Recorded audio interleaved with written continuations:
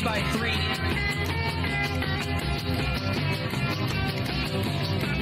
Almost no trouble. Around goes Alex Hill. On into the outside wall goes Hill. They're wrecking big time out back. We're not going to throw a caution.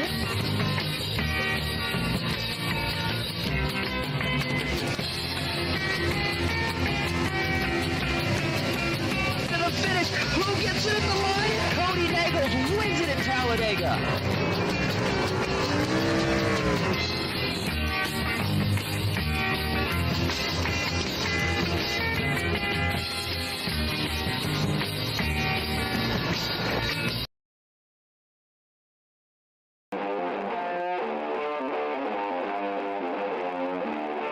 Hello everybody and welcome into PGR eSports live from the high banks of Talladega Superspeedway with some more Thursday night money racing. And joining me as always in the booth, race control, double dutying as always, that's Matthew Baker. Baker, how you feeling tonight? I'm feeling good, excited to watch this race. There's going to be some fireworks for sure. Earlier this week, Garrett and Jason got into it in the Ron Morris race, and just excited to see those trucks get around each other. But speaking of trucks, you got 51 trucks out here tonight.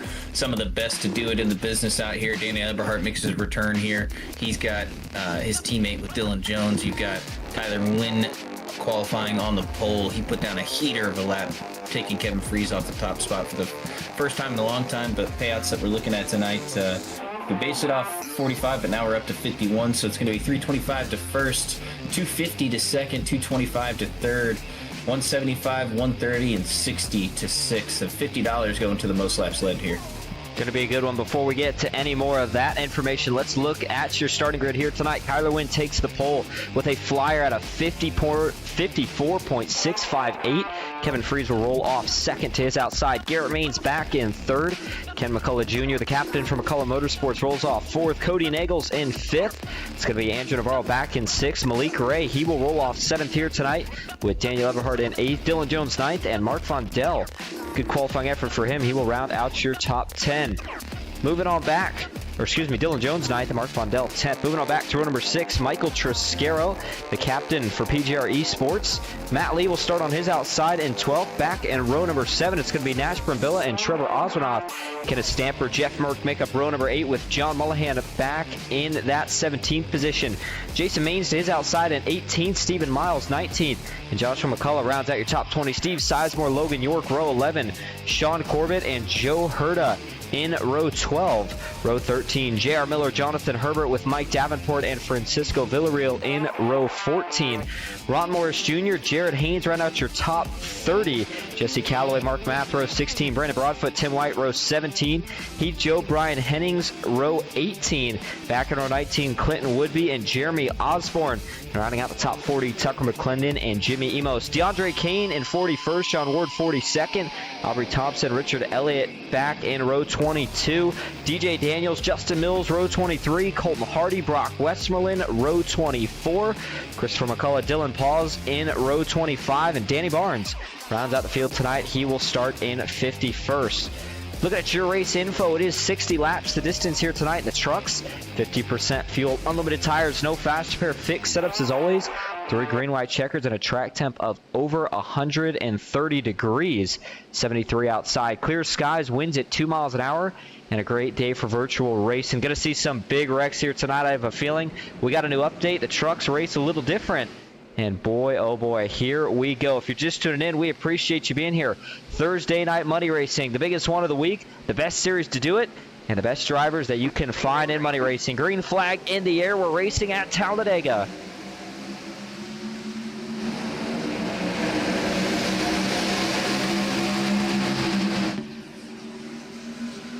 And already trouble towards the back of the field there. You see one going around. Maybe. Looks like, couldn't tell if they held on. Go all the way back here. Couldn't tell exactly who that was. Definitely caused everybody to go for a scatter here. Was it Justin Mills? Yes, it was. And Mills with a different looking scheme here tonight, the purple and black, but not the way he wants to start this race. Looks like he did get it looped around back in the right direction. So one off early, but no caution. Meanwhile, up front, 2 by 2 they go, climbing the banking into turn 3 for the first time here tonight. And it is Garrett Maines on the bottom, but Kyler Wynn leads up top. 4 trucks linked up in that top group right now, 3 on the bottom. This group very unorganized after that restart, Baker. Going to be interesting how these guys all shuffle it up. Yeah, it looks like Mark missed a shift. Everyone shuffled it up towards the back, and then Justin Mills and Mark Math look like they got the worst end of it. They're going to lose at the draft, and got these guys towards the back, all single file out. Mark Math, he's got a meatball. He can't continue the race. He's going to go back down pit road. His night is likely over. And I wonder what happened here to the 199. We see some damage, obviously. I'd assume it's something from that initial first incident, but I mean, this is again surprising to see it be race-ending damage. I'm not sure, but yeah, you can see the right quarter panel is torn off, and that right suspension, it's pretty messed up. Let's go back, flash back here to the restart. I think that's where the 199 gets his damage here. Let's see if that's the case, and if not, then it had to have been, of course, somewhere on that first lap. They get going, start checking up. Mark Math gets on the brakes, big stack up. He gets tagged, and boom, there's the contact into the outside wall. So that would explain the damage to Mark Math. Boy, it's such a tough thing when you get that on the first lap, especially when you know that you don't have a fast spare, big field like this, a lot of money on the line. Certainly not the way he wanted to see his race go here tonight. Up front, though, still side by side between Kyler Wynn and Garrett Maines. Nagels the lead push on the inside, Kevin Freeze on the outside. Oh, Ken McCullough Jr. Thought he was getting maybe a little bit of help there for a minute, but he's just trying to slide in line, and he's going to do so. Side by side. Yeah, as you see, sorry to cut you off there, but if you're looking at the speeds, I mean, Kyler Wynn is going 195 right now. He's pushing everything he can give to Garrett Maines. I mean, they are flying, and down the backstretch, they were going about 199. So these guys are really, really pushing. I don't know if this new damage model, or sorry, not new damage model, this new aero package really is conducive for really fast trucks, and you're seeing the pack really spread out here. Big single file line out behind probably the top 20-25 trucks that are just too wide right now. We've cranked up the track temp. We're looking to try and get these guys to go 3 wide, but you see, it looks like that's Michael Triscaro. He's hung out in the middle right now, so it's all about how many trucks can be stacked up in which line. And still 2x2 up front, and there we go. A couple guys trying to get that third line formed up. It actually started with Michael Triscaro, who you were just talking about, kind of falling into the middle, and now it's almost starting to fill in, and it's going to be the outside that'll get the disadvantage now. Matt Lee, Jason Maines, and Jeff Merck all up there pushing hard as Jimmy Emos further back. He's going through the grass down the front stretch, and looks like he's got some pretty good damage as well. This is going to eliminate the 98's chances here with his quarter panel, looks like pretty destroyed. Now, and again, we'll look back at this here, I guess, before I ask the question, but we had a lot of updates, Baker. iRacing new season came out. Of course, we talked about the wrecks are going to be kind of different looking, and one of the things here is some of these trucks taking a lot of damage from these hits that, I mean, they're fairly big hits, but still, I feel like maybe did we see anything new with the damage here since the update? Yeah, I don't see anything on the damage, but this aero is just, like I was talking about before, is these guys are flying. I mean, the pace is unbelievable. It's only 2x2 right now. Maybe we're going to see a little bit more realistic truck racing where you're not going to get much of the 3 wide unless they're really trying to gin up a run and get their temps down. But these guys, I mean, they're pushing 199 entering the backstretch, entering turn 3. So watch for this push here from Garrett and see how fast he's going to get Kyler Wynn up here. Yeah, and remember, that's probably about 5 to 6 miles an hour above what the top speeds were before the new season. So here you go, Kevin Freeze, big push to Kyler Wynn, and there you go. You said it, Baker. Looks like just about 198 miles an hour that time as they hit the banking in turn number 3. So Kyler will continue to work the lanes. Garrett on the bottom, but what you haven't seen still is that third lane been able to get developed yet. I wonder if it's kind of part of that hot track temp that we're seeing right now. Remember, it started out with the race at over 130 degrees, and since then, things have not changed. It is still 130 degrees here on the track. So while these tires, they're also going to wear out, got to keep an eye on those engine temps. You push a guy for too long, truck starts to get hot, and that's when we can really see a third lane start to get formed up, or one of the 2 lanes potentially start to prevail. But up front, they still stay 2x2. Logan York, though, further back, looks like he's taking a peek, Baker. There he goes. Down to the bottom, there goes Kyler Wynn. These people, looks like when they're jumping out third, they're getting very, very loose. But towards the back carry, 2x2 as well. Not many people trying to make a push there in the third line. this backpack talking to each other. Avi Thompson, John Ward, they're talking about just riding towards the back. Wait for the wreck up front inevitably to happen, but you see 2 cars jump out 3 wide. Nothing really going for him, though. These temps just cycled to the middle. That's Logan York. He's been trying it a couple times, and he's getting a little bit of help there from, can't tell, is that Jason Maines? Yes, it is, in the 12 truck. So those two pretty content here to try to work together if it means they can get to the front. Now they're going to get a couple other takers. Michael Triscaro, he wants to win tonight, and he's going to jump up as one of the lap trucks. That's Justin Mills.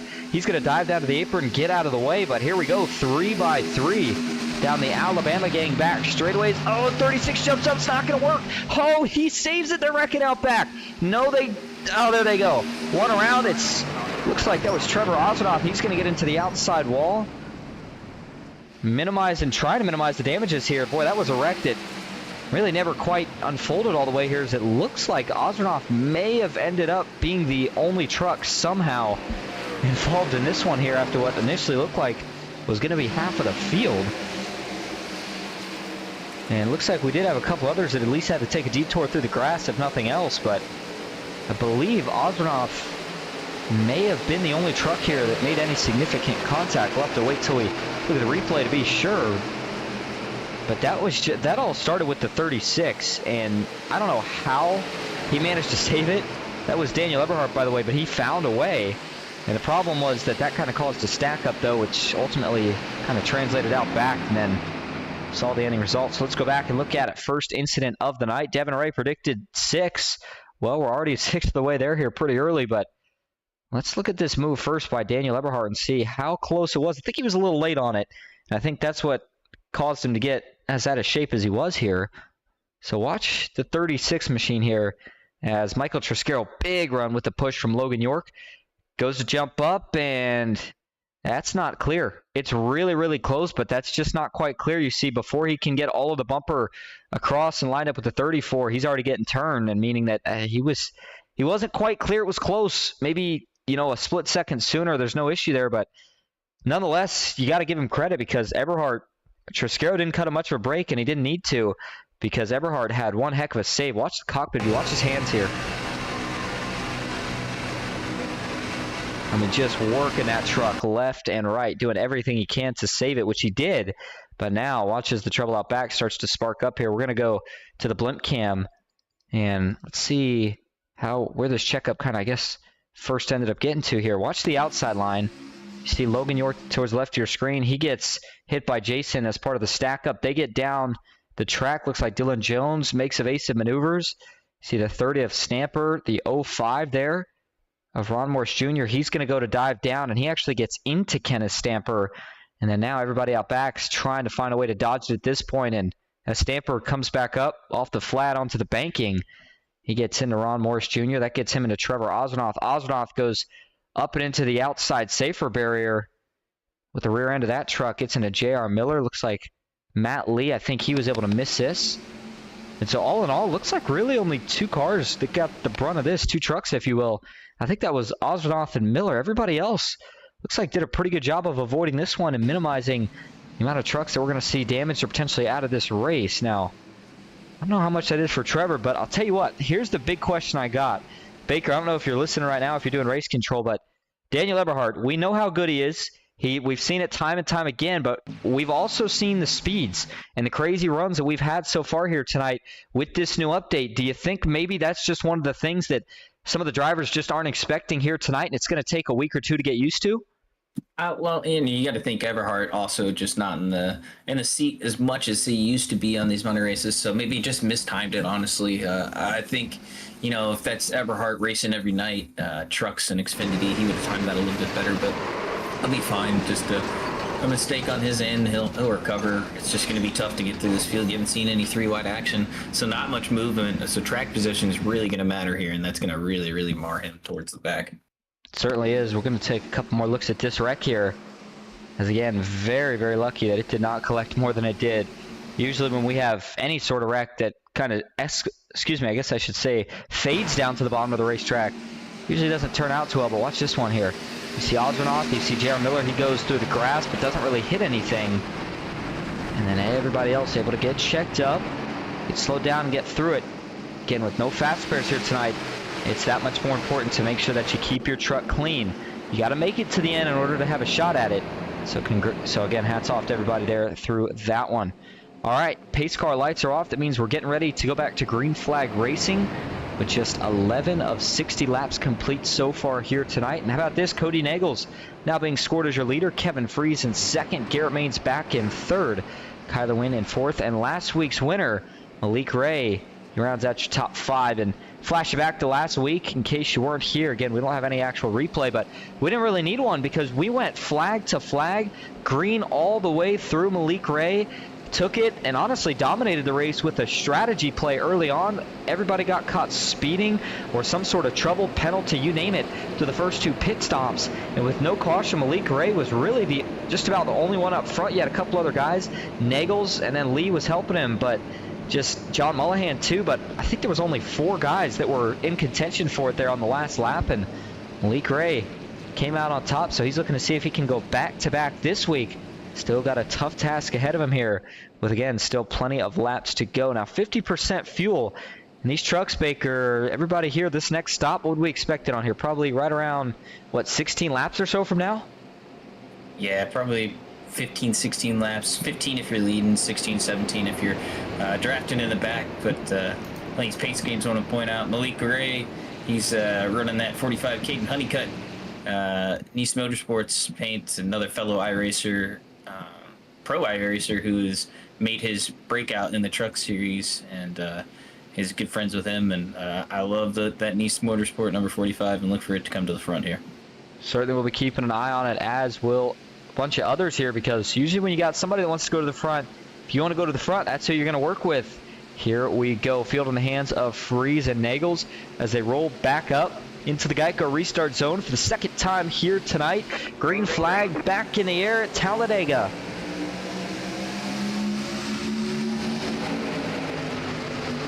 Good restart side by side here into turn number 1. Looks like this time everybody out back was able to get through the gears without any issues. And they will stay side by side into turn 1. First couple laps here is just, you know, everybody just getting up to speed, getting all those gaps that you see created in the field through that first lap closed back up. And then it starts to become that pushing battle. And after a couple laps of pushing, temps start to get a little hot. And that's when we could see the third lane form. Question would be, does anybody think about going any sooner? Ashburn Billa and Heath Job, those two running pretty good on the outside right now. You see Nash, he's got a good looking truck here tonight with the SummerSlam paint scheme on.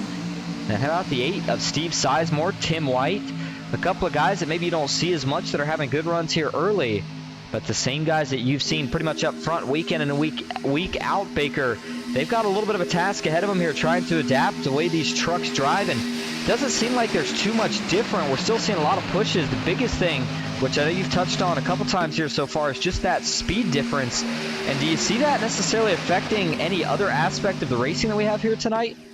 I think it's going to affect the finish. It's going to, there's not going to be much, you know, pulling out in line to try and go for the win. I think you're going to have to push all the way to the checker flag, if through the tri-oval. I mean, it's going to be really, really pushing your luck. Oh, man. Pedal came down a big time. Thought he was going to get into Malik Ray. Didn't. But the outside is going to roll now. Got Kyler Wynn up there. He's going to get shove. Who is that? Looks like John Mullahan again trying to go and try and get another PGR win up here.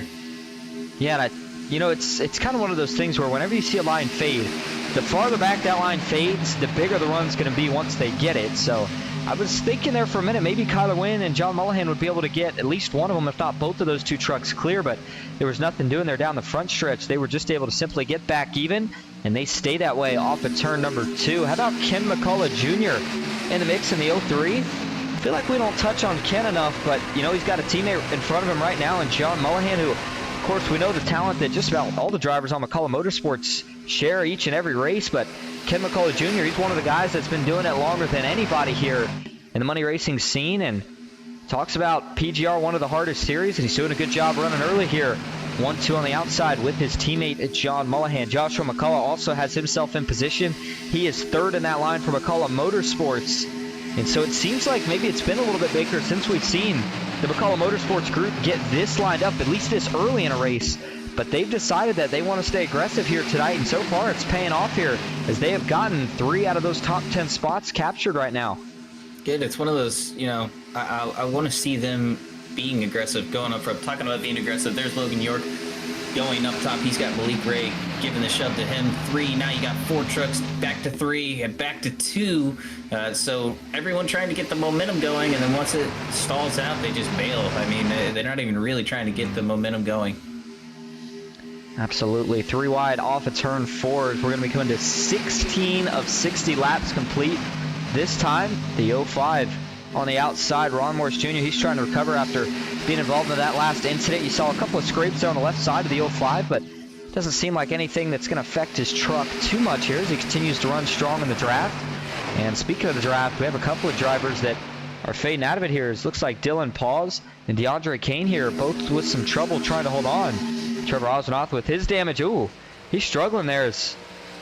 I'm not sure if this car has suspension issues or what the deal is, but yeah, I just saw him swipe across the trial that time. Let's go back and see what happened here to Trevor as he's going to get down here. Oh yeah, that truck's definitely got some suspension issues. Yeah, it's actually getting loose on him. That's really interesting. So whatever damage he sustained there, he was driving a normal line through the trial, and that thing just got all out of shape. Interesting development there for Trevor Osnoth. We'll keep an eye on that. But getting back to the point of some of these guys that have fallen off the pack, looks like Daniel Eberhardt, Jason Maines, Justin Mills, and Tucker McClendon just hanging on barely to the end of that lead pack, just kind of playing it safe right now. Guess who's not playing it safe up front? Here we go, 3 wide. Joshua McCullough, Jeff Merck, Michael Triscaro trying to get that third lane to work. They saw Logan York, Brambilla, and Navarro make some progress, and now they're going to try to do the same. And John Mollahan just called over the radio, told wind to clear down. He was getting hot. So these guys are really starting to get these temps worked up. If those communications...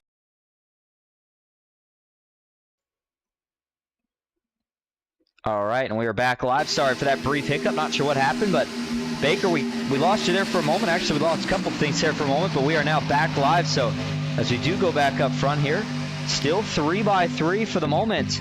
As they go into turn 3, Kyler Wynn leading the bottom, Kevin Freeze leading the middle, and it's Logan York up top. Oh, Kyler looking to make a move. Ooh. Kevin Freeze is going to make one. And, oh, man, all these guys really getting Baker. I don't know how much longer we can do this. I'm seeing a lot of trucks fishtailing. A lot of trucks fishtailing, everyone getting loose towards the mid-pack as well, really trying to hang up. Kevin Freeze, he gets clear to the bottom. John Mollahan doing a great job pushing, unbelievable. Oh, top lane really squirrely out of shape, but they keep it together. Logan York, he's leading that outside line. 3x3 going through 1 and 2 here. And York's going to fade a little bit here on the outside, wait for a push from Andrew Navarro. Now, I saw Jeff Merck just a lap ago before we cut out briefly on the third lane. He was doing a lot of cooling with that truck in the corner, so I think that was furthering your point, Baker, of how much some of these guys are struggling for temps right now, and that might be why we're seeing that third lane fade, at least for the moment. But if I'm a driver in this field right now, I just checked something off the box, that third lane, it does work if you've got the right group out there and you wait for the right run. Looks like a couple of the new guys here tonight. Clinton Woodby looks like he's making his way up to the front on that third lane in the 92 truck. He's got Jeremy Osborne just behind him. Let's see Clinton normally in the Asphalt Outlaws Racing Truck Series on Fridays, and it's good to see him here tonight. A driver that's gotten a win in a couple different leagues that I've seen him in, so we'll see if he can capture a PGR win. Now, of course, the only difference here from the normal leagues, there's a lot of money on the line here tonight, so again, Clinton Woodby doing a good job. He's got himself up 10 positions from where he started this race at. Up front, though, still Kyler Wynn, Kevin Freeze, 2x2 into turn 3. 20 laps complete. We went back green with about 12 complete. And so you figure right around that 16-lap margin, we might be getting within a handful or so laps before we start to see guys make a pit stop. But so far, everybody continues to stay out, continues to stay double file through the trial. Yeah, a couple trucks off the pace. You got Dylan J. Pass, DeAndre Kane, Mark Matthew came back out on the track. Trevor Osnoth, we already talked about his suspension issues. Oh, towards the back, big wreck. Oh, one up and over, 2. It's the 92 and the 05. Ron Morris Jr. goes for a tumble.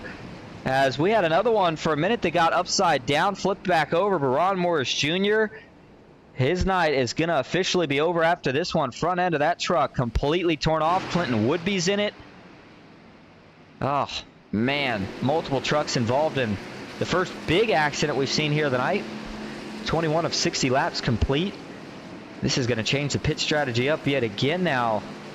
This will shorten it by potentially a stop. But before we talk about that, there's the damage to the front end of Ron Morris Jr. and it may be repairable, but I just don't see this truck having any sorts of speed for the rest of this race. Let's go back and see what happened as this one started a little bit further back where things were getting aggressive. They were 2x2 and pretty uniform up front, but the further back you got, the more aggressive they were getting, and they were 3 wide back here.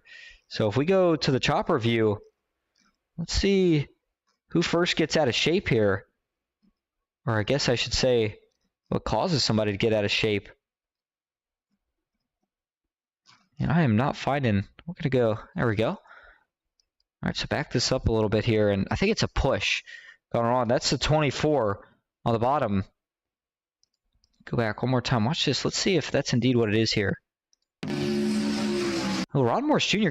what got him sideways? Not sure what got Ron Morris Jr. so out of shape here. He's in the middle. And watch this truck just start darting.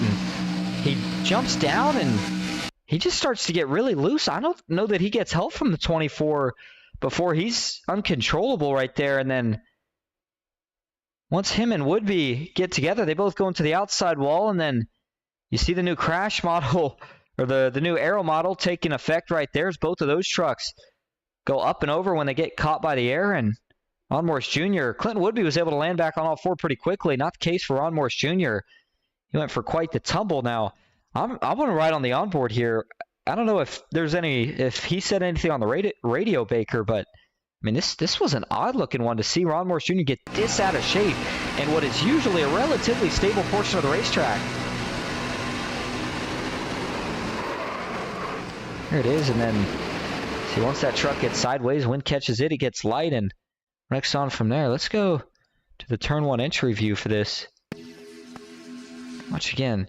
So this is after it's already happened there. I'm just not really sure what caused that initially, but then you see both trucks getting upside down. Now I wonder how bad the damage is for Woodby here, who, like I said, he took about 1/2 tumble and then landed back on all 4, but it does look like it still ripped the front end off of that truck, so I think it did go back on. So maybe in a little bit better shape than Ron Morris Jr., but point is, both of these trucks here going to have to go in for repairs, and I believe at least one, if not both of their nights are going to be over. Everybody else, for the most part, able to miss it there, although it looks like the 7-8 of J.R. Miller, he did get involved, because he didn't really have anywhere to go. And then talked about the 24 of Francisco Villarreal, who's up here. He's been competitive tonight, but let's watch off the roof cam here and watch Ron Morris Jr. here just get loose. We'll play this at full speed for you. So they're going by Trevor Osnoff. He jumps down to the bottom, and then the truck just starts wiggling. Maybe a little bump there, but I mean, at that point, Ron Morris Jr. was already, I would say, just about out of control. So certainly nothing that Francisco did wrong there. Just something that happened to Ron Morris Jr. So unfortunate break. But we go back up front now, where we find Kyler Wynn still the leader, Cody Nagels in second, Garrett Maines back at third, Kevin Freese fourth, and Matt Lee rounding out your top 5.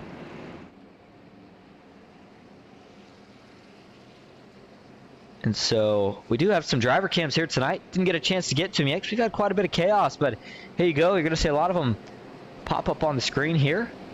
And starting first, though, take a look at Francisco Villarreal in that 24 truck, who we just talked about and said, remember last week was a bit of a tough week. Got caught a couple times, maybe trying to take it easy, sitting back a little bit in the pack, and not tonight. He's been aggressive. He's already up a couple spots from where he started. He's got himself in the top 30.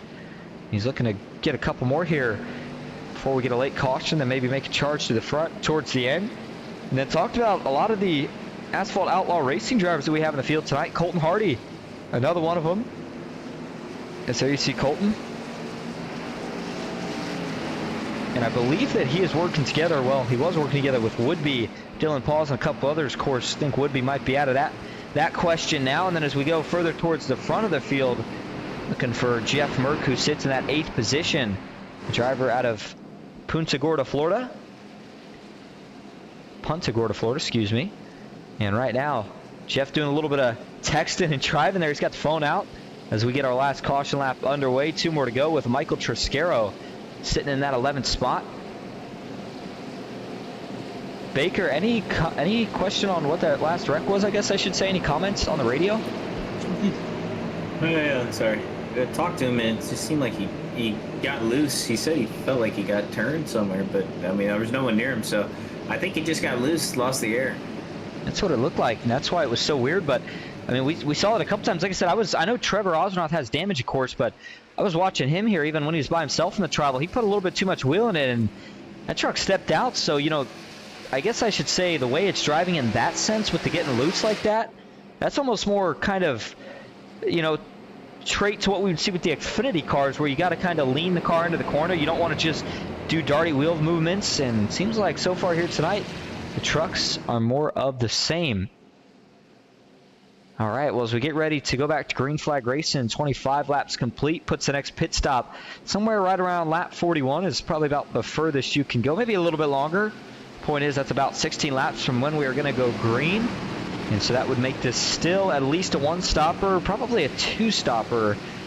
But again, this is assuming that we go green the rest of the way. I just don't see that happening, but nonetheless, with what we have seen so far, I think one thing's for sure, you need to start going for track position. You need to start going now. That third lane's been tough to get going. Green flag back in the air, and it's going to be 36 laps to go at Talladega. Kyler Lewin jumps to the top. No one towards the top here. Mark Math trying to get his black flag clear, but no one on the bottom right now. Garrett Maines is hung out to dry. He is, and he'll get some help here eventually, as that inside line is going to have to get grouped up sooner or later, but he'll fall back all the way to Jeff Merck, it looks like, here before he's going to get that help. On the outside, ooh, big move. Oh, Nagels and Freeze, hold on to it. Kevin Freeze going to go to the outside wall. He's able to keep it up there as they're all trying to shoot by here. Do they all miss him? Looks like for now they do. Kevin Freeze, though, that's big trouble for him. What kind of damage has the 25 truck sustained? We got a couple others here fading high and low, trying to all gather it back up. It looks like they're finally going to. And again, Baker, you know what that looked like to me? Just again, that making that aggressive move that we saw that these guys could do this time a week ago. But so far here tonight, it's not worked out too well. Let's see if that's the case here. Watch Kevin Freeze in the 25. Him and Nagels get a huge run here with Kyler Wynn. They're both going to jump low. Kevin's trying to jump low as soon as he can here. He just gets loose again, Baker. I mean, he's behind Cody there. Garrett's not that close to him. I don't really know what to say right now. No, I think Cody Nagels turned down the track as hard as he could. It looked like he turned down as hard as he could, honestly. He's saying he's having some steering issues. I think having the 210 with this new update is really messing up the steering for some of these guys who are used to not running 900. This really stacking up this middle lane. Cody Nagels. Oh, two into the outside wall. And that'll bring the caution out. Oh my man. Goodness. Huge wreck. Couldn't tell. Oh my goodness, that's the 7. Is that Danny Barnes? Yes, it is. Wow. All right. Well, Danny Barnes, I think, has the flip record here now tonight. There goes Ron Morris Jr. He's all torn up. He's going to go by. And so, as we were talking about the incident with Kevin Freeze, we had a separate incident here at the front that'll bring out the third caution of the night.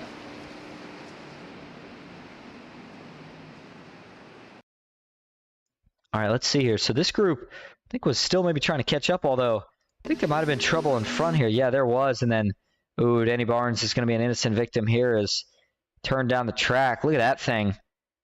Gets light. It's turned the other way, and there it goes. Is he going to get some help here? No, he just gets flipped over, and then the roof catches the grass. And, I mean, it looks like Rusty Wallace at Talladega. But let's back it up here, because it looked like we saw, of course, kind of the aftermath of the wreck, but what initially sparked it here is the big question. And it looked like something between Mark Vondel here and Kenneth Stamper. So there's Mark on the outside here. This is going to be coming off of turn 4. Watch the TV. Let's see if we can get a better angle of this here still. Watch Mark here as they come off the corner. Just starts moving down here. I'm not sure if he thought, that he was going to be clear behind the 30 sooner than he was, or if maybe he had an issue too. Let's watch the steering first here in the cockpit. Yeah, I'll tell you what that was. That looks like from the wheel input that I think Mark just either didn't know there was a truck down there at that moment, or he thought that the 30s run was enough to where he'd be clear by the time he got down there. And it wasn't really too close. I mean, he still had about half a truck length, but I mean, Mark Vondel felt like maybe he needed to jump down in that gap behind the 30 to be able to stay with this group, and a little misjudgment there is what ultimately led to this wreck. Here you see the 30 getting down to Danny Barnes. Let's see who else gets collected in this, as there's the 8, nowhere to go. I think this is going to end a couple more nights. I mean, I'm looking at some of the names that got involved in this one here. Of course, Danny Barnes being kind of the highlight of it all with the big contact he made as he almost snuck by. Watch this from the cockpit view here. And as a driver, too, this is frustrating because you see it and you think you shot by it, and then sometimes just that last second right there, he thinks he's by, and then all of a sudden things are going to get real quiet here. And the truck digs in and start seeing the sky, then the racetrack, the sky, then the racetrack as he goes for probably about 3 or 4 barrel rolls. So there's Mark Vondel driving back by. And then I saw a couple people potentially make contact here with the 7. Watch here so Kenneth Stamper comes down. They all miss him. And then he clips there. That's the 11 of Dylan Pause, who's got nowhere to go. And then there's the 8. He makes heavy contact. And then everybody else, I think, does sneak around. But Kenneth Stamper, it's going to be race-ending damage for him, I have to believe. I mean, Steve Sizemore, I think that's going to be his night done. The 11 of Dylan Pause, I think he might be okay. But we'll take one more look at this one here from the zoomed-in view. I can give you one more view of that crazy flip for Danny Barnes here. Truck gets a little light.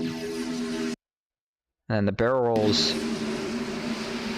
for the 7. He's got a new scheme on here tonight, too. I wonder if that's a new team for Danny Barnes. You see the HMS logo on the front, but don't see a lot of hood damage. And again, for Danny Barnes' case here, I mean, if you think about it, he flipped on his roof and got tagged in the rear end. If none of the suspension broke, you almost wonder the front end shouldn't be damaged too bad. You got to wonder how well they can fix that truck up. Who knows, maybe he might still have a chance as well. Looks like he has at least made it back out on track. However, back end of that truck is still pretty banged up.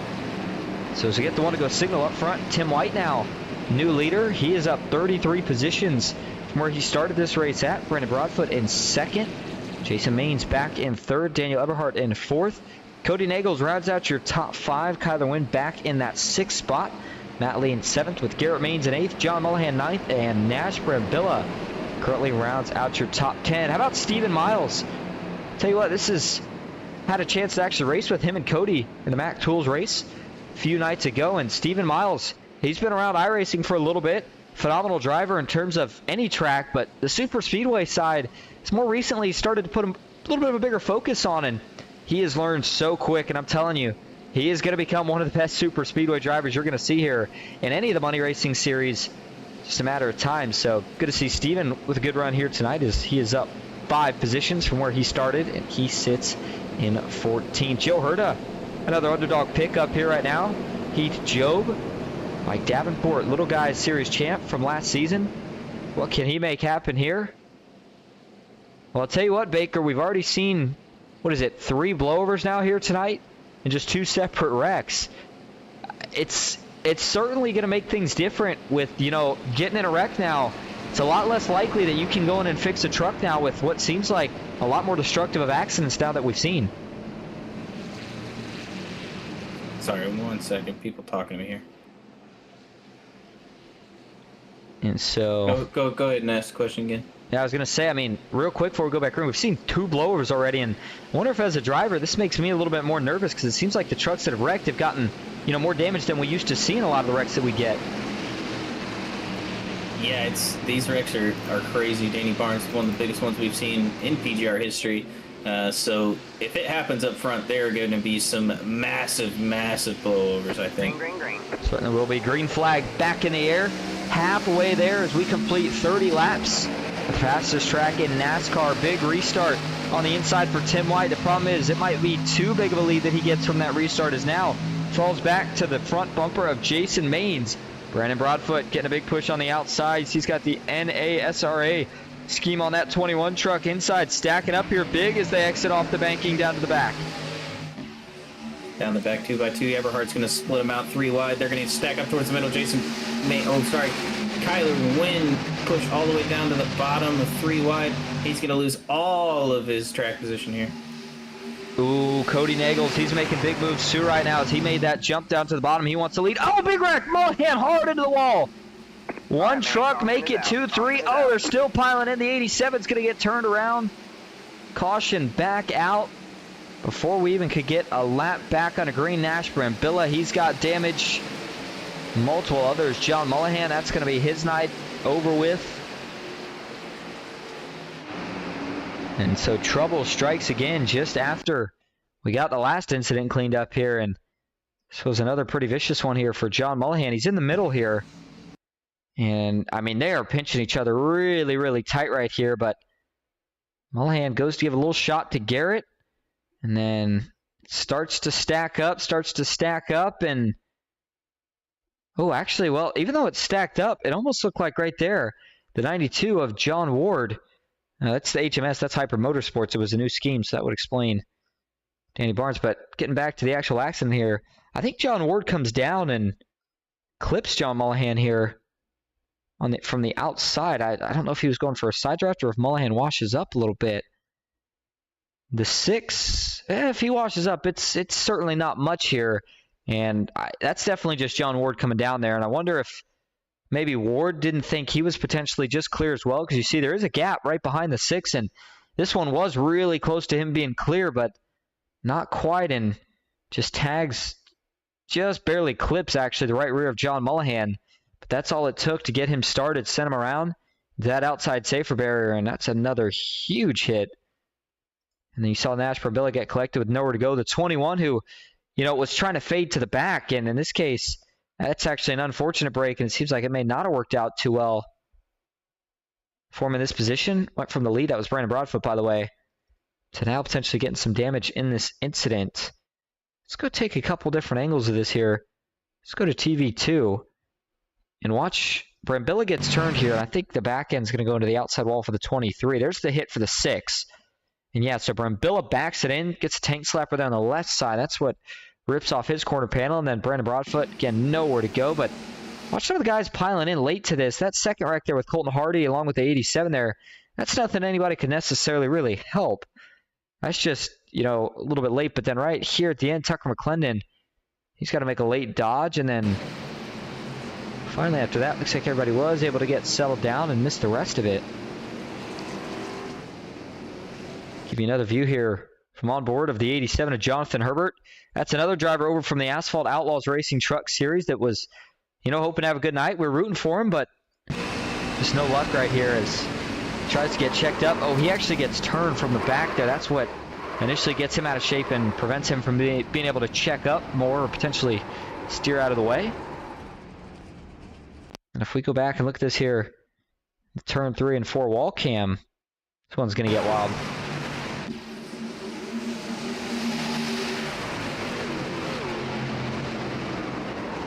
Show you that view one more time from the zoomed in view of John Mullihan. And as a driver, when you get turned like that, especially on the banking, there's just nothing you can do. You're going pretty much dead right into that outside wall. And again, this is that risk versus reward game though of no faster pairs. You choose to run up in the pack, you are choosing to know that you're at the risk of getting in a wreck like this any lap of the race here. And man, oh man, there's no worse feeling as a driver than to not be able to make it to the end. But there was a prize here tonight for most laps led. I think it was $60. So everybody knew that was on the line. $50. $50. So everybody knew it was on the line, and a lot of them pushing it, and just fortunate there. But I mean, Baker looked just like, was it just Ward? I mean, looked to me like just coming down a little bit early. Yeah, he went over the comms and said he was just trying to get in line, let off the gas, and just unfortunate timing for him. But excited to see Jeff Merck up there. He's in the PTSD Awareness Month truck. June is PTSD Awareness. I'd like for everyone to go out there. If you need help, say something for our veterans out there, active duty, maybe watching. I'd rather have you by my side talking about your feelings than being at your funeral. So if you see something, say something. And if you're feeling some type of way, there's always a suicide hotline. There's always a hotline that you can go out. So I love his truck. He's got a great paint scheme. Ron Morris made a great truck. Looks good with the Chrome 60 and good colors on it.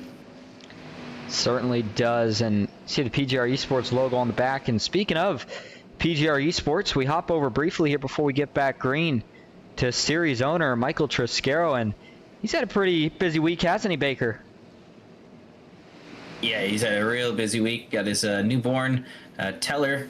Want to congratulate him, and we had the money racing community come together. I organized it for him as a repaid the favor as he did it for my wedding. I did it for his newborn baby and his newborn boy, and raised about $550 for him and his wife. So really excited that we were able to do that for him. And I'll tell you what, I know he appreciated it, but I think what would be the icing on the cake is if he could grab that first win here tonight. And he was pretty amped up about it pre-race. So he's got the SummerSlam logo on the back. Don't forget about that. That's going to be coming up here. And I believe is it just short of a month now? Something, or just maybe just over a month from now. The point is, it'll be coming up pretty soon before you know it. So make sure you keep an eye out. We'll have more details to come here again in the coming weeks, but going to be a ton of money on the line. Can't wait for that event. I believe it's a 2-day event on the weekend, so make sure you get your calendars ready, and we will be ready as well. Here we go. Going to be, it looks like 27 laps to go. We grab the green flag right here. Cody Nagels is your leader. On the outside, Tim White still trying to get some laps led himself here tonight as we go back to green flag racing here at Talladega. By the way, as we do go back green here, with the amount of laps we got left, that makes this only a one stop for now. And if we get within 16 to go, then of course there will be no green flag stops. It'd be interesting to see how we shake the field up, but we got to get through a restart here first, and already a lot of fishtailing going on as everybody tries to find which line they want to go with. But it looks like that inside's the one that's rolling right now as Garrett is pushing Cody out to enough of a lead, but it's not going to be enough for him to jump up. And if you are Garrett here, Baker, what do? I mean, Tim White, not a guy we've seen up much, and well, that might answer that question. I thought Merck was going to split him, but looks like he actually decided to cut him a break into turn 3. All right, man, caution is out. Caution is out. Caution out back. Got trouble here getting into turn 3 for Nash Brambilla again. And don't know that this one was his fault, but you see a couple other trucks. Ooh, that was Mark Math. Remember, got in a lap 1 wreck for this race. But finally was able to get back out on track just to run and have some fun, but that's not going to last very long as he gets in this wreck. So what happens here? I mean, again, these guys are at the back of the field. You would think that they'd be working together to try to get back to the front. So it's interesting to see them get in a tangle here. And watch it, we'll play it slow the first time. There's Brambilla, but watch Kevin Freeze, Mark Math here. They're catching the 23. Is Mark Math going to try to jump high? Brambilla jumps to the inside, and then he just loses it. He just loses it. I mean, it's been the same thing that I'm telling you. This is what I saw with Trevor Osenoff earlier. And Nash Brambilla, anybody that knows him, he didn't do anything there. You know, you might be thinking, what did he do there? He just turned back up to the track. That's not what happened there. And the cockpit view is going to show you exactly that. He had some sort of issue here that shoots this car back up. Watch it full speed. There you go. So notice what he does there. He wants to get on the apron. He wants to get out of these guys' way. He knows he's got damage here, and he's a little slow. And so watch. As he turns the wheel down, he's going to straighten it.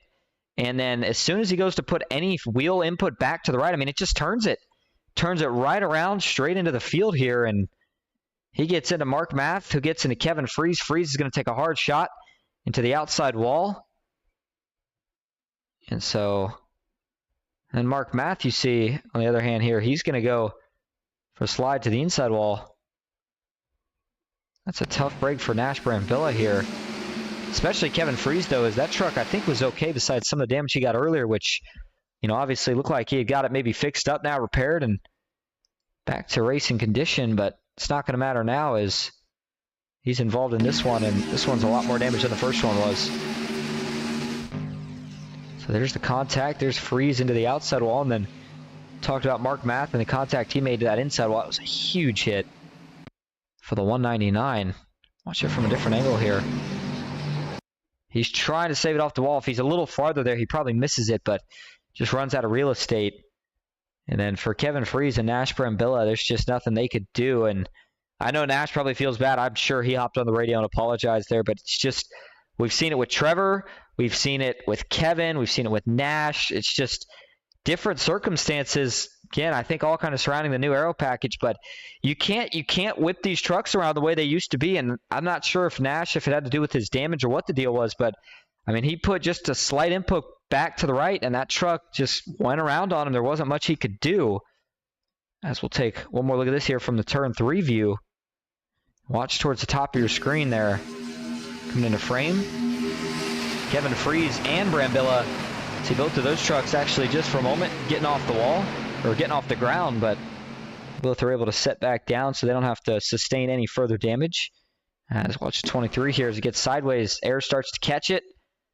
Up it goes, but it's already scrubbed off enough speed by that point that doesn't quite make it all the way over. So with that, we go back live now. 25 laps to go. Going to be, looks like either 22 or 23 when we get the restart, depending on if we get the one to go this time or not. And so you figure still a pit stop, but it's starting to open up the strategy play a little bit in terms of when do you want to pit. And with the new arrow here, Baker, I don't know if, he might be doing something now, but if he's not, Baker, if you can hear me right now, I'm curious as to, what is it going to look like here in terms of if you pit with a group of 3 guys who know what they're doing versus a giant group with the speeds that we saw everybody running at the start of this race? I think you need to pit with a huge group. I mean, you're not gonna get speeds of 199 in a pack of 4, so you're gonna have to pit all together for sure. But pit stops are gonna be a factor here. If these laps are ticking down, you still got one stop that you got to make. So I'm looking for it for sure. Don't forget what the payouts were looking like here tonight. Actually, we'll go over those here in just a moment, but do want to say thank you to everybody that's tuned in or currently tuning in here tonight. Appreciate you being here. Hope you are having a good Thursday evening here as we approach, actually, I guess, Friday morning on the East Coast. Some PGR racing. And now, again, I know I talked about and kind of bragged on the fact that we went green last week and whatnot, but I mean, Dawson Wise, he's in the chat. He's broadcast with us here before, raced with us here before. He says trucks look like a handful, and he's right. I mean, Baker, I don't know. I'm assuming, have you had a chance to race these in the pack? I haven't, but just from what I've seen, I mean, it looks like there's something with these trucks that, like I said, you can't whip the steering wheel around the way you used to without these things getting out of shape. Yeah, and the aero is going to affect it, but really the setup is going to hinder it the most. I think maybe this new setup mixed with the new model is going to really affect people here at Talladega. We'll run these at Daytona later on in the week, see how they do, but they're really, really loose, especially third or fourth truck pushing in line. So you're not going to see all the pushing happening that you used to see in these trucks for sure. Absolutely. I'm looking, by the way, before we go back green, I'm looking here at the schedule, and guess where we go next week? We go back to Talladega, but we are in the 87s for the first time. Yeah. So we saw blowovers this week in the trucks. We're going to be seeing, I think, a lot more next week in the 87s. But here we go. 23 laps to go. Cody Nagel's looking to tack on another PGR win, as is Garrett Maines. Malik Ray, Kyler Wynn, Jeff Merck, and now KSR starting to flex some muscle as well as they try to get up into the mix. Green flag back in the air. 23 laps to go. By the way, excuse me, not KSR. I think that's Nightmare Esports. Sure enough, the 7 of Steven Miles. Joshua McCullough behind him. Good restart, though, for both lanes as Garrett's going to fade back a little bit here into turn 1. Him and Malik being linked up. I think they're going to get a big run here down the back. Question is it going to be enough to get clear? Everybody still double file. Not going to be enough. Kyler Wynn still pushing Nagels. He's going to try to get Nagels out in front so that he can maybe make a move as well. 2x2 into turn 3 throughout the field. Nobody looking to go 3 wide just yet. Further back, though, a couple of guys getting a bit out of shape. Looks like that was Jesse. I believe that was Jesse Calloway in the 4 truck. He's going to get it back together, but now Nagels up top. He'll pull Garrett Maines into the tri-oval. As Kyler Wynn leads the bottom, getting some fresh air. If Garrett gets clear, which he does, watch for him to make a move. Will Cody be able to block it if he does? Cody blocks it to the bottom, and they're trying to wreck here towards the front stretch, towards the back. One gets turned out of shape. He's off the pace. Another one down to 1, 2. Big wreck. We're going to get a caution. At least 2 around so far. Maybe a couple more here. Looks like it's, watch out, Danny Barnes. Man, that was close as the 90. DeAndre King started sliding back up there. Justin Mills, the other truck involved. And so now this will bring us even closer to that possibility in the window of potentially making it without a green flag stop. So here we go. Let's go back and look at this one here. See what started it. Another situation where they kind of wrecked in a couple different areas, and they kept saving it, but finally they found a way to finish them off here. Watch as you go into turn 3. There was already somebody out of line here, so somebody gets turned. Can't tell exactly who it is from this view, so we'll go up a little bit further in the pack. Was it? I don't think it was the 21 here. Let's play this. Watch here, going into turn 1. Who gets turned out of line? It's the 78 of J.R. Miller. And he was, I'm not sure if it was a checkup, if he had some help. Let's see here. So JR's in the middle. Wonder if he's going to try to maybe take this gap here and just not quite clear. As there's the 78.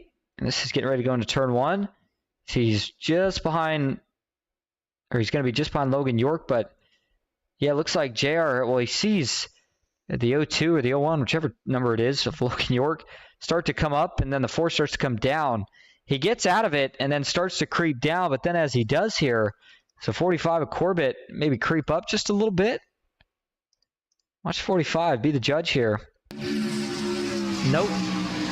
Sean Corbett does not move at all. J.R. Miller just coming down, and I think as part of that checkup, not sure if, boy, it was close. He was close to being clear, so you wonder if that was indeed part of it. Just thinking, you know, maybe he had that spot cleared and saw the checkup and decided to try to take it, but wasn't quite there. And then he starts sliding back up and behind Dylan Pause. And there's Justin Mills and a couple others that got taken out as a result. And this is from TV3. And so you see J.R. Miller in the apron there, left of your screen, and then the 11 gets tagged by the 00, Tucker McClendon. He gets down into the 90, but then ultimately gets up into the 4, and then the wreck's on from there.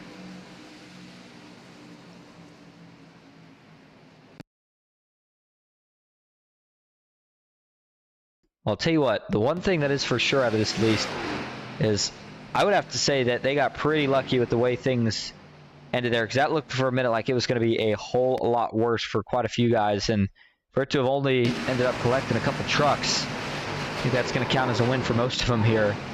So there's Justin Mills getting the rear end of his F-150 ripped off.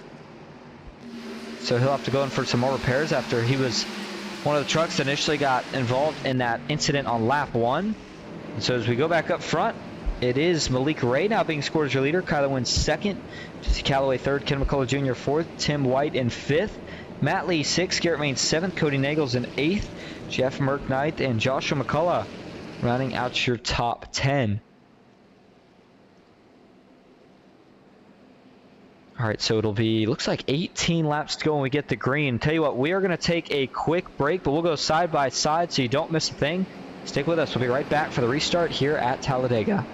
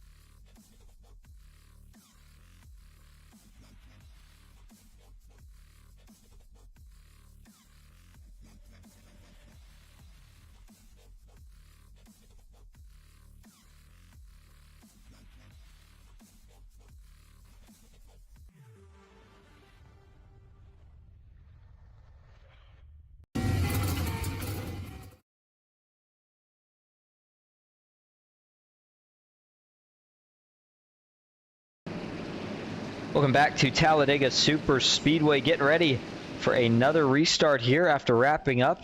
Well, you know, just your 6th caution here of the night. But I'll tell you what, it's been a new package, and so far we have seen a lot of sketchy moments and a couple of big wrecks, to be quite frank. And now, how about this? Up here near the front, in 3rd position, Jesse Calloway. That's another one of the Asphalt Outlaw Racing drivers. A driver out of Granite Falls, North Carolina. And here you go. He's up 28 positions from where he started. This is what it's all about. You know, you may not have teammates to work with at the front. That doesn't matter. Now that you've got yourself here in the top 5, you've got to take advantage. You've got to find a way to try to hold on here, because at this point on, it is all about track position. Going to be 18 laps to go. I think fuel's a little close. I think me and Baker differ a little bit on that. We'll have to see. But again, 50% should be somewhere between 15 to 16 laps. And we're going back green here with 18 to go, so that's 2 saved. We'll have to see, but if we get a wreck before then, none of that's going to matter. Green flag back in the air.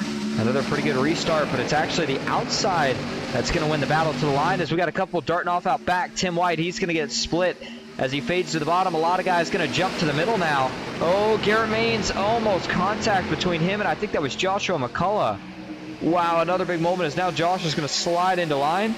Jesse Calloway 3rd on the bottom. Cannot seem to get enough of a run to pull up to the back. Won't put Malik Gray just yet. Malik and Kyler holding strong, but now it's going to be Ken McCullough Jr. who's going to go to the front here into turn number 3. Matt Lee on the outside with a teammate in Cody Nagels. Garrett Maines still hanging strong as well. And now look at this, further back. Starting to see a little bit of 3 wide, but they'll fade back down to 2x2 out of turn 4. Jesse Calloway all the way back to about 11th place there. He got shuffled out pretty quick. So did Tim White. But up front, Kyler Wynn, Kenneth McCullough leading that bottom line, getting a big push from Malik Gray. The outside line getting a big push from Matt Lee. He's got Cody Nagels behind him with Garrett Maines. Matt Lee and Cody Nagels called it quits on team, so they're running solo, but they're going to work together well because you know they're prior teammates. So look for them to keep moving on. But that bottom lane, only 4 trucks really strong down there. Callaway way off the back bumper. It's going to really hinder this bottom lane and give the run to that middle line. And I don't think Callaway has damage here. And if he doesn't, which I do hear him, I think I hear him lifting a little bit, but it's just one of those things he'll learn here eventually. You know, again, if you go to any league, whatever it is, and you look at the super speedway racing in the league versus what it is here, I mean, it's a night and day difference. The aggression level jumps exponentially. So I think that Callaway's maybe still trying to get a little bit comfortable up here with how aggressive some of these guys are being right now. And once he does, hopefully we see him get a little bit closer, unless, of course, he has some sort of damage we don't know about. But truck looks to be pretty clean there with the Scrub Daddy paint scheme on it. And he continues to sit in front of Tim White as they stay 2x2 through your top 10. Further back, bit of a second group starting to form up. 16 laps to go. And I'll tell you what, Baker, if they do have to pit again, what lap would you come in? Because now I feel like the door opens up for strategy a little bit, but at the same time, you want to try to pit with a big group of people. Oh, hold on, Callaway. Hold on to it. Jesse Callaway, big moment. Oh, back up. There he goes into traffic. Oh, now he gets tagged and cautions out. We got another mess. Multiple trucks involved in this. Tucker McClendon. So caution out for the 7th time here tonight. As there's the 11, Dylan Pause, but I don't know if he was in this wreck. Nothing's for sure. Jesse Callaway was, and could be a night ender for him potentially. Maybe not. Damage doesn't look too bad to the 4, but it certainly seemed like it started with him here. As initially he had a phenomenal save, but then not sure what happened here. I mean, when I say a phenomenal save, that's just phenomenal is maybe putting it lightly here. Again, watch the job he does here to hold on to this truck, and he's going to get some help from out back. Never mind, the help's actually from his outside. Look at the save, just working it, and then, well, unfortunately, yeah, that's just, he's still trying to save it at that point from what you can see in that view, and just an unfortunate break for even Jesse, who, again, like I said, looked like he had that truck all but saved, and then at the last second there, he loses it. But let's see what causes the truck to jump down. That was up top. Was it Jeff Merck? Yes, it was. Jeff's getting kind of pinched here, and then the 36 of Eberhardt just gets into him there. Eberhardt kind of Kind of doors him there. Not sure if Daniel was trying to turn down or got out of shape, but when he hits Merck, that hits Merck into Callaway, and then Callaway's going to go back up the racetrack here, and he gets into the 0-2 of Richard Elliott. And as Elliott starts to go for a slide, everybody else is going to try to miss this here, and a lot of them not going to have much luck at it. Joe Herta, does he get turned around here? Looks like he does, as Tucker McClendon gets involved. So does the 26, the 21's in it.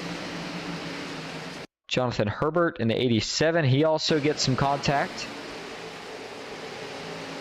And so I want to go on board here with Daniel Eberhardt and see if this was a move he was trying to make, or if it's been, you know, what we've seen all night with guys making little moves and just making the truck kind of step out of line here. So we go back to Eberhardt, who I think right now is sitting back in the mid-20s. Yep, sure enough. Right now he's in that 29th position, actually, as he drops a couple spots. But watch the cockpit view here. Again, this is for the 36 of Daniel Eberhardt, who's on this third lane. Let's see, does he come down by choice?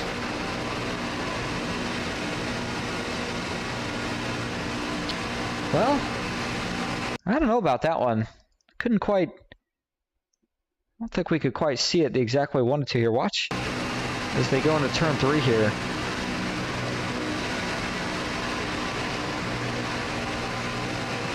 Looking for the contact. Must have already happened. Oh, no, there's the contact right there. So I don't think there's obviously anything intentional there.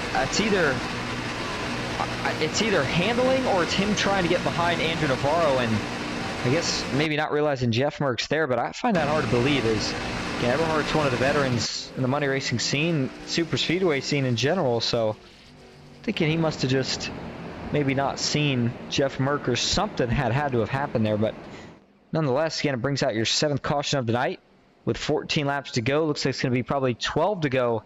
We get the restart. Cody Nagel is being scored as your leader. Michael Triscaro in 2nd. Garrett Maines 3rd. Matt Lee in 4th. Ken McCullough Jr. rounds out your top 5.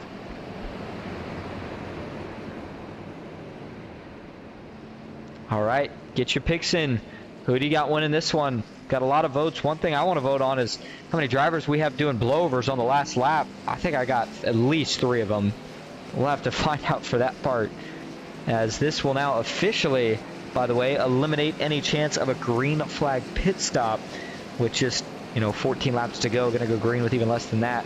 It's just not going to be enough time. Everybody will have enough fuel to make it, at least to regulation. Overtime could become a bit of a question, but we'll save that for if we need it. As Nagels looks like we'll choose to line up on the bottom here.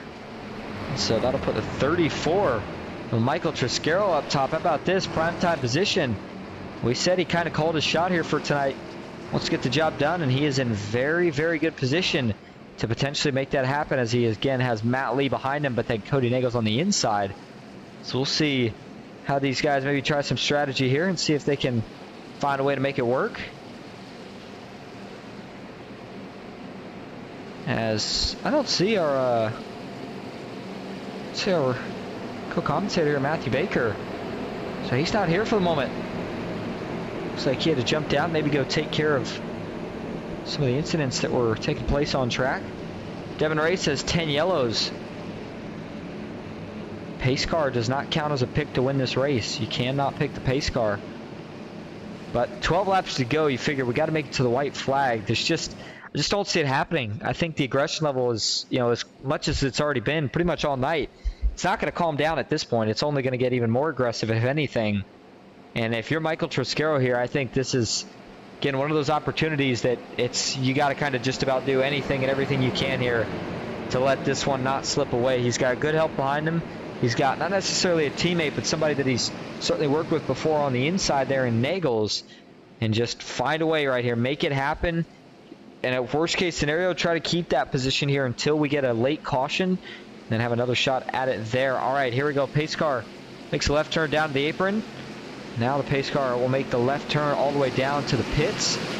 Field going to go back into the hands of Cody Nagels with Michael Triscaro on his outside. This is where on the inside you got to find a way up, because you're going to start to get trapped with it only being 12 laps to go. Green flag is back in the air.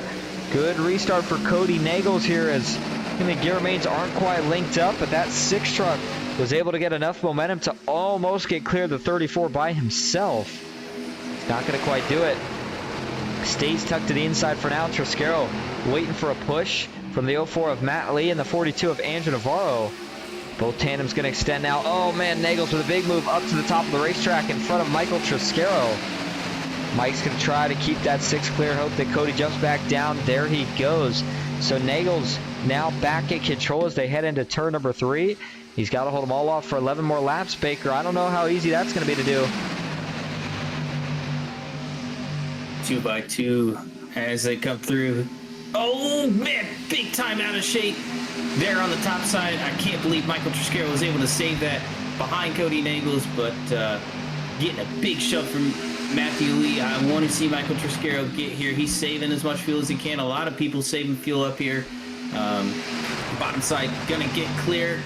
Oh, Garrett Mays gets up. One turned around out back, just one truck around. That's interesting that you mentioned. Not gonna be caution though. I was going to say, that's interesting that you mentioned the fuel thing in the sense of, again, I figured they'd be, definitely good to go here without even having to save. It's when we got to the overtime, so I thought it might be close, but with the driver reports there that you just confirmed, Baker, saying that there's people saving fuel, that's going to, again, potentially change the way the end of this race plays out, because you're going to have some guys who are feeling like they're, oh, big hit, Ken McCullough Jr., hard into the outside wall. We got another one spinning, almost over. Goes John Ward, lands back on all 4. Now Ken McCullough Jr. will come to a sliding halt down off the banking in the short chute. Another truck getting turned dead right into the outside wall in the corner here tonight, 3 and 4 specifically. And that is huge damage for Ken McCullough Jr. And this is probably going to be, well, certainly an end to anything he had a chance at here tonight, and potentially an end to his night in general. But let's see here. Is it a push from Joshua McCullough, or is it something from Garrett Maines here up top? Play it slow for you here. Garrett's getting pushed by Cody here. And then does Cody give him a little swipe? I don't think so. So it's going to be, that's some net code right there. That's what that is. Looks like Joshua McCullough starts getting Ken offset more and more left, and what that's doing in this case is it starts pushing that 03 truck up the track. Ken's trying to keep it down, but you can see it slowly creeping up, and then, yeah, that's just a little bit of right rear net code there that catches the 03 on the left front of the 1 truck. And there's the big hit for Ken McCullough Jr. as everybody's going to scatter to try to miss this. Look at the trucks that go to the apron here. John Ward with a phenomenal save on this one as he almost flipped when he got airborne, but he was able to land back on all 4 before it did. And so, again, I don't think he'll take necessarily too much, if any, damage. And then Matt Lee, he took a huge hit into the inside wall, I thought here. Maybe not. Let's see here. Watch for the 04 here. That's not a huge hit, although certainly did make some contact, and then the penalty there from sliding into the pits. Unsafe entry and then speeding on entry. And so watch this again for Ken McCullough Jr. I mean, we saw how it happened, but just watch this hit, as this is what destroyed his truck as bad as it did. We're going to go, we'll take maybe 2 or 3 more angles of this, but there you go. Ken McCullough Jr. here, zoomed in view. There's the turn at this point. There's nothing he can do. Truck goes almost head on to the outside wall. Just a bit of a tank slapper. And then talked about John Ward, and I don't know how he found a way to save this truck, especially when it, got almost upside down here. But whatever the case may be, he certainly found a way, and as a result, it's going to keep himself in contention as well. Take one more look at this one here from TV1. Played at full speed for you.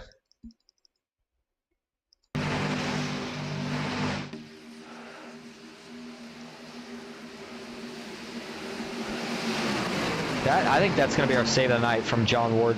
No doubt about it. I mean, the fact that he throws in a little J-turn there at the end, too, get the truck back rolling without really ever losing any ground is just absolutely phenomenal. So hats off to John Ward. Again, a tough break for a couple of the drivers involved in this wreck. 9 laps to go. Going to be 6 or 7 when we get the green flag. And so with that, going to go take hopefully what is our last commercial break tonight. We will go side by side, though, so you don't miss a thing. Stick with us at Talladega.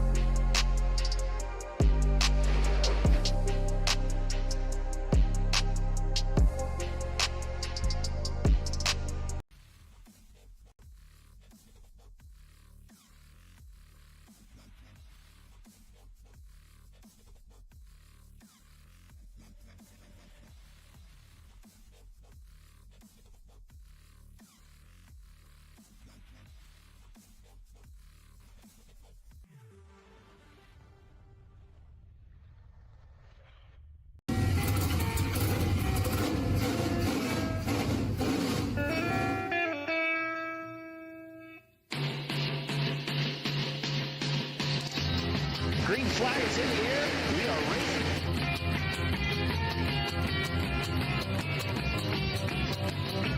3 by 3.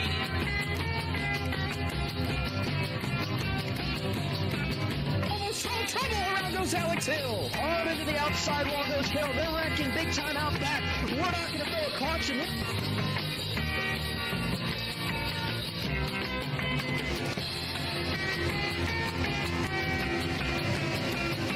Finish. Who gets it in the line? Cody Nagels wins it at Talladega.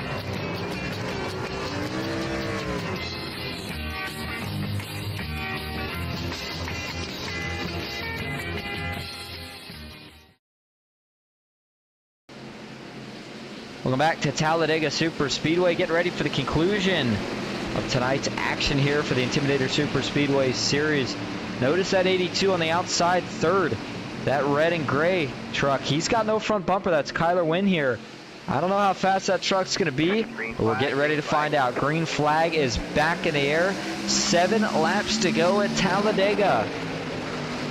Bottom gets a good start. Garrett Main's going to jump to the bottom because he knows the top isn't going to go with Kyler Wynn there. On the outside, he's just going to keep stacking up that lane. He's got damage really off the pace, not able to get the back bumper of Josh McCullough. It's going to bury him.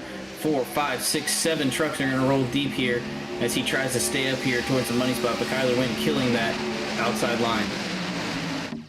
That inside right now is rolling. You can see a couple guys already trying to get lined up, trying to get something going for that third lane, but it's not going to be able to prevail. It looks like just Brock Westmoreland up there all by himself right now. Nagels leads the bottom, but here's a run from Garrett Maines. Now Nagels is going to jump up. Garrett gives him a huge push off of turn number 4, and how about this? Christopher McCullough, Mr. Where Did He Come From? Similar to what we see with Dylan Jones. Christopher McCullough, always one of those guys that finds his way to the front. But you know what that means. Usually when Chris gets up here, that's when the bad luck strikes. Hopefully not tonight. Can Chris find a way to get the job done and capture a win? If nothing worse, at least a cash spot with the way he's running right now. Got to make it around this 2.65 mile oval at least 5 more times. Well, actually, just 5 more times rather, to make this race official, but they stay side by side. Nobody's gone 3 wide yet, Baker. Who do you look to make the move here first? You know, I'm looking for anyone towards the middle part of that outside line, but the problem is Kyler Wynn is stuck in that middle line. He's going to cause a wreck here with that front end missing. You see one car jump out to the outside line. He's going to get hung out with no help, and the outside line's really going to get... Oh, man, door slam. Now they're going to go 4 wide. Uh-oh. Hold your breath right here. This is tight. Oh, there it is. Not going to work. Huge hit. Westmoreland into the outside wall as he gets sideways now. And Kyler Wynn's in it. There's a 20. And so Westmoreland will come to a halt. That'll end his night as he'll wait for everybody to roll by before he tries to get back rolling here. And caution with just 5 laps to go means we are headed to overtime. And, man, that's a tough break for Brock there. As, you know, again, not really sure what happened right here. But, you know, you mentioned it. Kyler choosing to stay where he did. I mean, I get it, but at the same time, I kind of don't get it. And just sometimes it can kind of lead to these kinds of stack-ups. But at the same time, everybody had the option to go around him here, and for some reason they didn't. So I'm not going to – I can't put this initially on Kyler, at least this first part right here, because – I mean, look at this. The 69 sees it. He goes high. But then, you know, Brock tries to kind of, I guess, go push him. That's not really the play right there. But let's go, first of all, to the chopper view. Does Brock actually get into the 82 here? Does Kyler jump up? Nope. Looks like Brock does give him at least a little shot there. That gets Kyler out of shape. Kyler's trying to hold on to it here. He's wiggling around. He gets down, gets up, gets down, up. And it looked like he initially had saved it right here. He's just wiggling, he's wiggling, he's wiggling, and then right there, it looks like Trevor Osbornoff, who's pushing Brock really aggressive here. It just gets that 4 truck slightly up the track. And then as a result here, a little bit of right rear net code again. The 82 of Kyler Wynn, nothing he can do at that point, neither can the 69. And they go hard to the outside wall. There you see Brock Westmoreland getting a little bit of air time. That truck mounts the safer barrier before coming back down on all 4. It's the onboard view for Brock Westmoreland. Watch this one. It's a pretty crazy ride here as show you kind of what he saw and just how slow the 82 may have been here with the run he gets.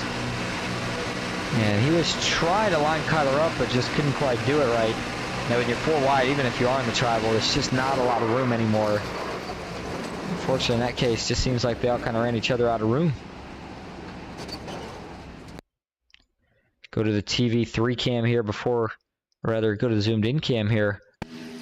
Take 1 or 2 more looks at this one before we go back live. And there's the slight contact from Osnaut that sent the 20 up. And then there's the big hit for Brock Westmoreland.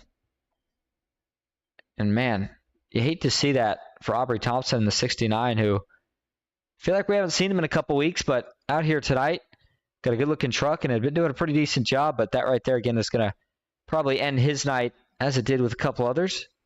And here's the final view here from TV2.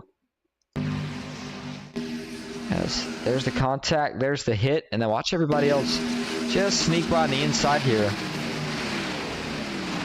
So it looks like ultimately it's going to go down to the books as a 3-truck incident. So nice job by everybody else to miss it. All right, so we'll see if the lights go off this next time when we cross the stripe. This will be, again, overtime attempt number 1. We've got 3 in total, and we've got to make it at least 1 lap to make this race official. Got to get to the white flag. If we don't, we'll have to rack them up and try it again. So this gives us a brief moment to, again, acknowledge everybody that's tuning in here tonight. We appreciate you. And all the names that we had in the chat here tonight: Devin Ray, Megan White, C. Hades Dina, Kevin Nagels, then all the Adams. Looks like Devin, we already saw Devin Ray in here. And then Herb's Wild Ride, Roll Right Garage Door Repairs, Palmdale Lancaster. Good to see him in here. And then Dawson Wise, Mark Math, Logan York, Paula Piera. Good to see you in here as well. Mercedes F1 fan says, did that dude just do a blowover? Yeah, you got that right. There is plenty of them here tonight. Again, it's something that did not used to be, well, I would say, I don't know if iRacing ever had it with the trucks before. It was something that initially you only saw with the 87s, and then it transitioned to you really only saw it with, of course, you know, the car of tomorrow, and then so on and so forth. But now you see it with the trucks here. Is not sure what's happened here. Baker, can you still hear me okay? As we seem to have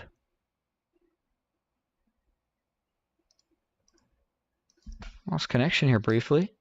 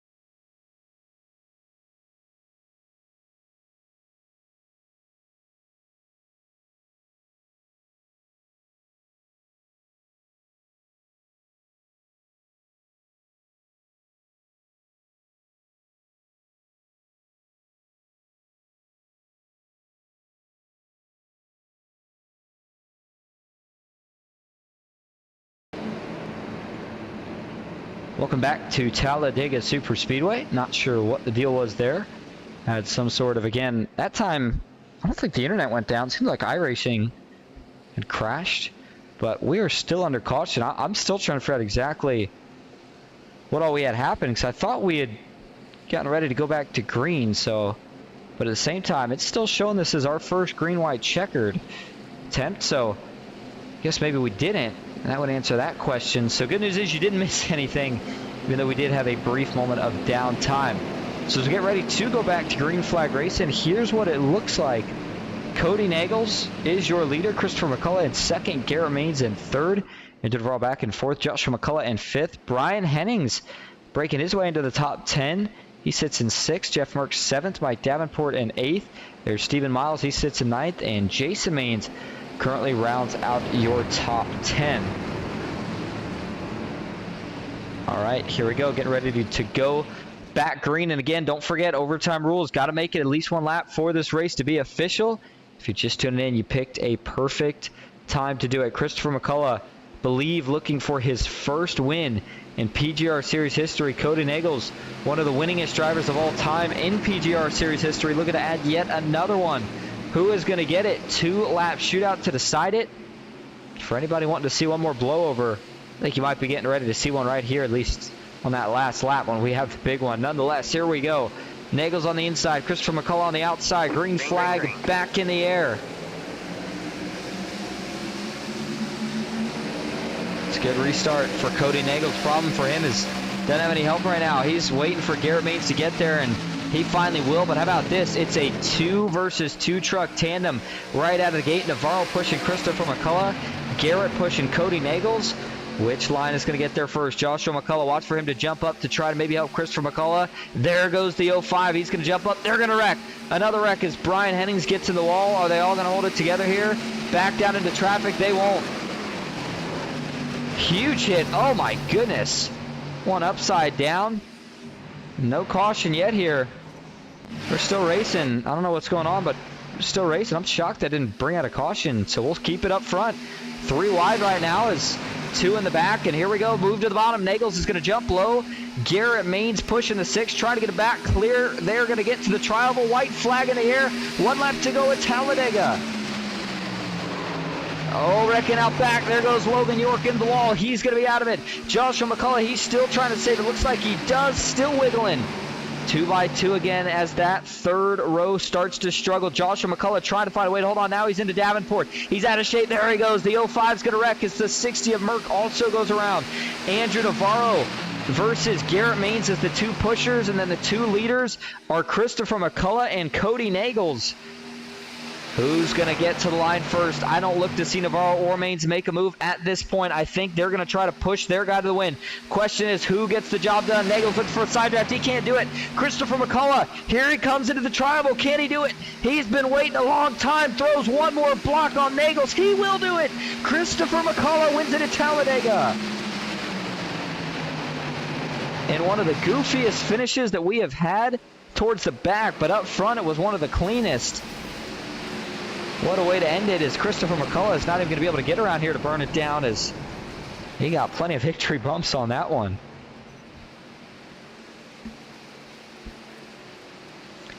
Well, man, oh man.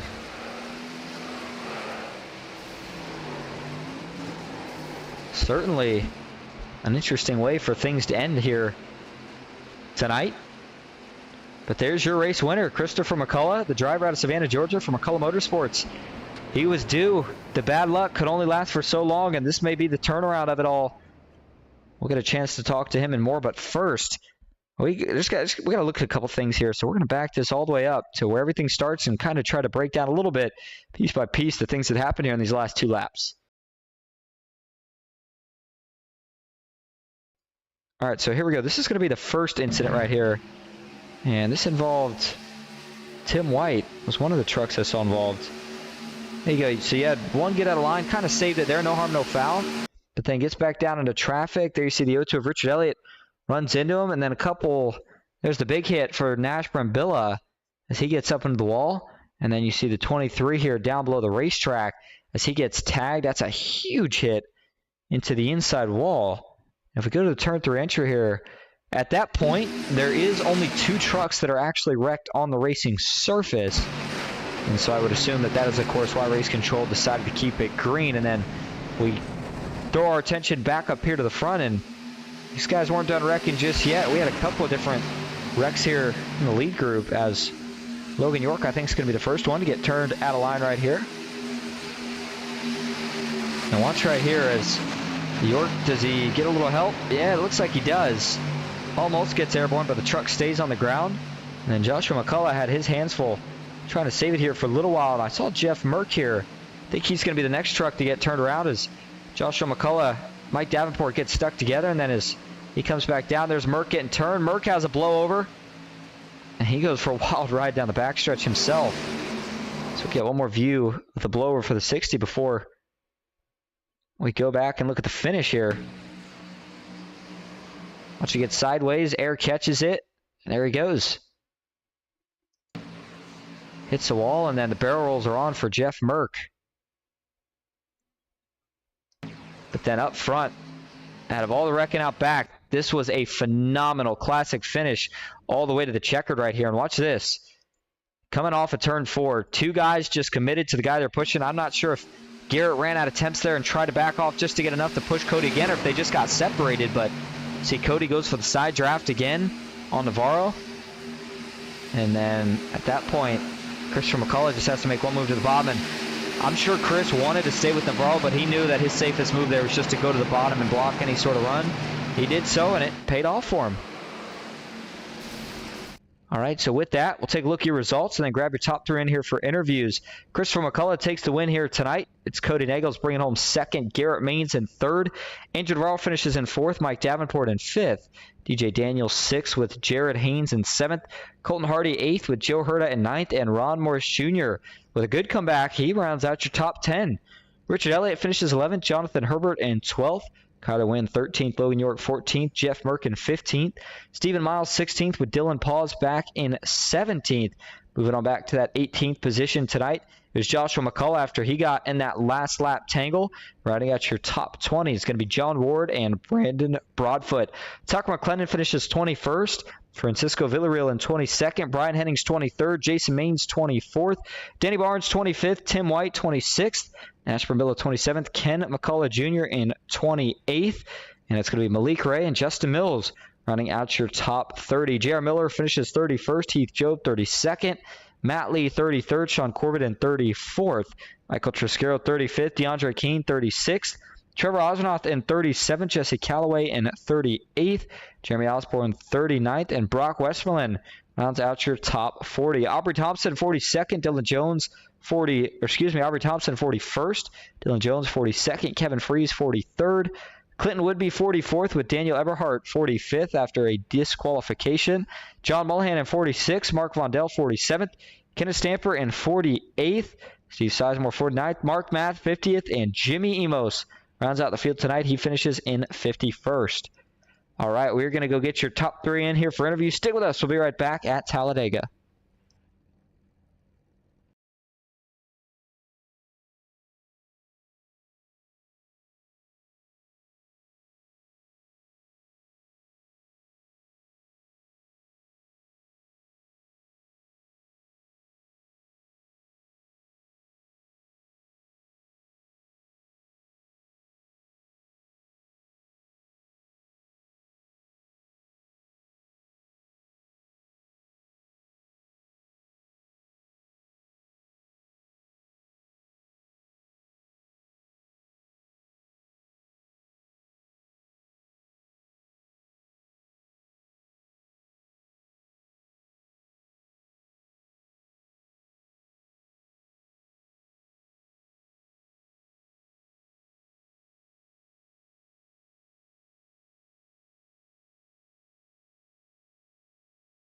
All right, and checking on some things. So, interesting development here for anybody that's still watching. So, turns out that brief hiccup we had where iRacing crashed for me, turns out it also actually had crashed from what we hear from Race Control, about half the drivers in the lobby.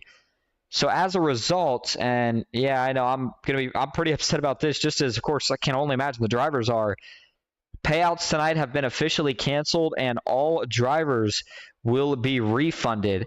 And again, so that's just to keep things fair with, people that disconnected that shouldn't have disconnected and people that got to stay. So just keep it fair, and any controversy with the issues with about half the field disconnecting there just before the end of the race, race control has decided in best interest there that everybody will get a refund and there will be no official payouts here tonight. And I mean, hey, we had a heck of a race, a couple crashes, and at the end of the day, I guess a good practice race, but you certainly still feel for Christopher McCullough, Christopher McCullough, Cody Nagels, and Garrett Maines, your top three who had a great night, but fortunately not going to take home any cash. So I'm going to go check real quick again with race control and whether or not we are doing any interviews. So stick with us for just another moment.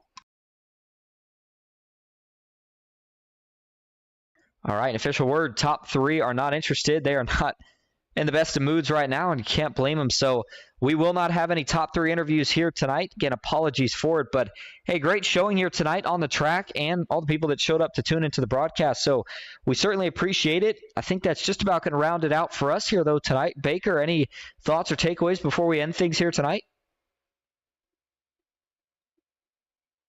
Yeah, just unfortunate what happened there at the end and everyone disconnecting. So just unfortunate for everyone. Everyone's going to get a refund. Apologies to the fans. And, it's at the end of the day, it's a game that's on the internet. That's what happens. So we'll come back next week in the 87s and try it again.